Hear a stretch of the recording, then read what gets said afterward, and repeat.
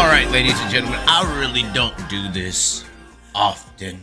I usually don't give the most overrated form of motorsports outside of Formula One any attention, known as NASCAR. And we want to give all of our best wishes to Alex Bright, who suffered this actual wreck in actual race cars last night at Lawrenceburg. These are some crazy vehicles, these non-wing sprint cars, and luckily Alex Bright has walked away or is conscious and has just a broken wrist and some lung issues. So Alex Bright, get better soon. But anyway, now first of all, this is Kyle Larson trying to look like Elton fucking John, and I don't know why. What the hell is that? This individual known as Kyle Larson needs to start slapping some hoes around, in my opinion. I know he's never been in a fight, apparently. That's why he didn't attack Bubba. But here's the situation. Outside of Justin Sanders debuting with a W in the Macri Motorsports car at this Thursday at Lake of the Ozark, here's what's happened. So this is at Pocono. You had Hamlin go in here and basically just run Larson up the track. And Hamlin says he gave him room. I didn't touch him. I didn't do anything wrong. Let me zoom in on this and show you how he did do something wrong. Normal racing is from this frame on back. Do you see how everybody else is racing one another right here? Car on the bottom, car on the top. They're three wide over here. Bottom, middle, top. Bottom, middle, top.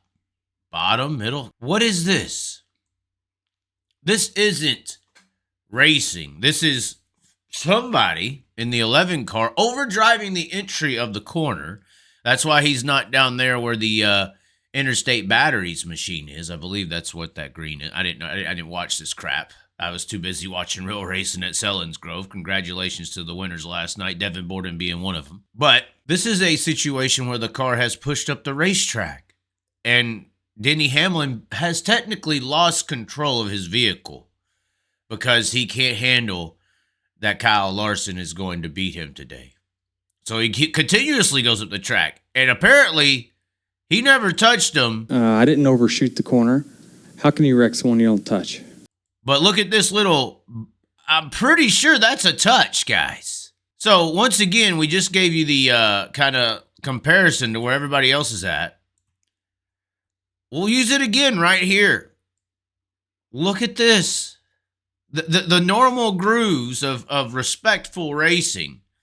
And hell, that's Ty Gibbs back there. So Ty Gibbs is a more respectful racer than Denny Hamlin, although we should have known this. Denny Hamlin is a textbook narcissist. I didn't overshoot the corner. How can you wreck someone you don't touch? Now, he did this to Ross Chastain last year, and everybody knew that it was on purpose. Everybody knew that how he maneuvered his car around, he put Ross Chastain in the wall in a very similar way. Now, he did it to Ross Chastain because he was mad at him. Ross Chastain deserved it. He's doing it to Larson right now because of the same thing. They're both narcissistic tendencies. You're always the victim. But in this scenario, Kyle Larson is Denny Hamlin's victim because they're friends. Okay? Denny Hamlin is a narcissist. Denny Hamlin has friends and associates to control them, to be able to have his way. So Denny Hamlin puts Ross Chastain in the wall for the same reasons he is putting Kyle Larson in the wall. He is in the right in his mind. He is never the attacker. He was the victim. He puts himself in the victim position. Hey, you're not the victim here, Denny Hamlin. People that are always right don't have remorse. They just go ahead and live their life in their world. He is always the one doing the justified means and actions in his life, not just on the racetrack.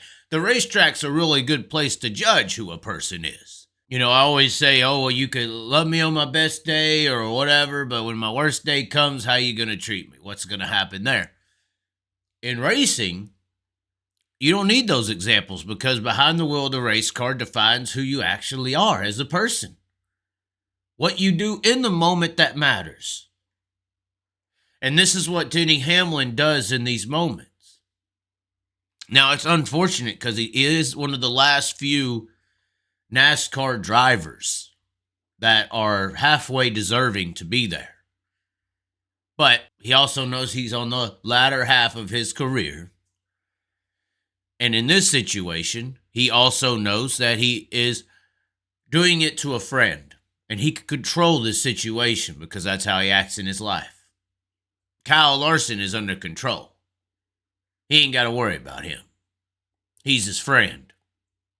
Or, as most people would know, Kyle Larson is Denny Hamlin's victim. And with the way that Denny Hamlin has conducted himself, talked, and expressed himself behind the wheel of the race car, we can see here the results of a narcissist and his friends. This is what happens. And then whoever convinced Kyle Larson to wear those shades also is possibly a worse friendship. I wouldn't send Denny Hamlin out in public with those glasses. Not a good look. But anyways, ladies and gentlemen, that's what I think on this whole entire situation. They can't just outdrive Kyle Larson like all the dirt people can.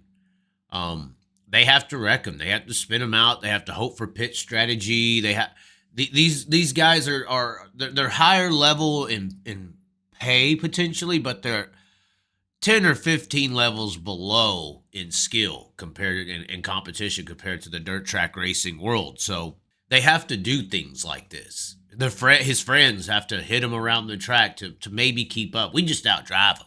We just beat him over here in the dirt world. And he beats us, and it's respectable. But when we beat him, it's respectable as well. That's just not the case over there. They lack talent in the NASCAR Cup Series. And it's why somebody like a Larson potentially could win every single week. They're just so low, so tapped out, or sold out. They traded talent for money a long time ago. And Larson was able to slip through the cracks and get in there, and now they're in trouble. Some call it hard racing, but it's not. It's not. Hard racing was everybody behind them in that scenario. They were all racing hard. They just weren't racing in a jealous, narcissistic state of mind. Anyways, ladies and gentlemen, thanks for tuning in.